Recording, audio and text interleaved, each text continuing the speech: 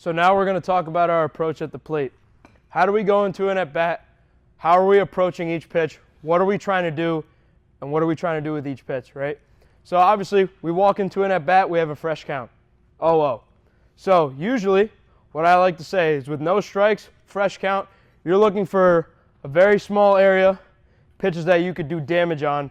You're aggressive on those pitches. Everything else you're leaving alone.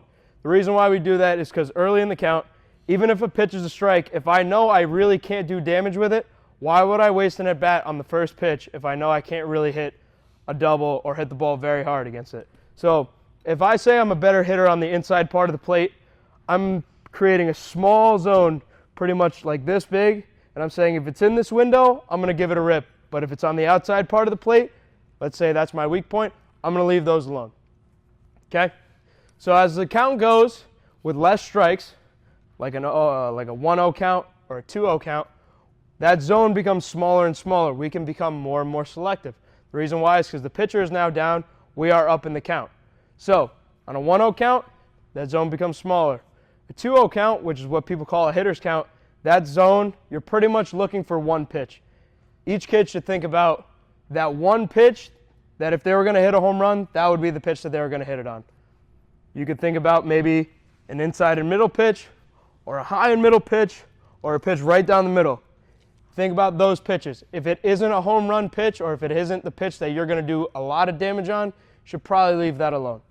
3-0 count, most of the time we're going to give the take sign, but again, your zone should be about the size of a baseball. You're looking for one pitch only, and if you can't do damage on it, leave it alone. Now for the contrary, when there's more strikes, you expand your zone. So let's say you step in the box in an 0-0 count, the pitcher throws a strike, you didn't budge on it, you have a 0-1 count.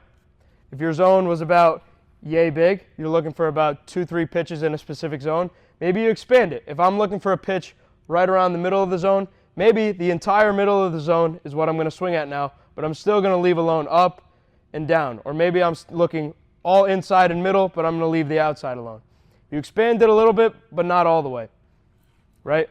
So now, let's say we have 2 strikes. You pretty much have to cover the entire zone and probably about an inch out. I would say with 2 strikes, make sure you're swinging at anything in the zone and anything about an inch from the zone. Because the umpires, especially at the younger ages, they will call those pitches all the time. Either as a learning test to the kids to swing at anything close, or their zone may just be bigger. Either or. So the general philosophy should be the less strikes in the count, the smaller your zone should be, and the bigger your intent should be.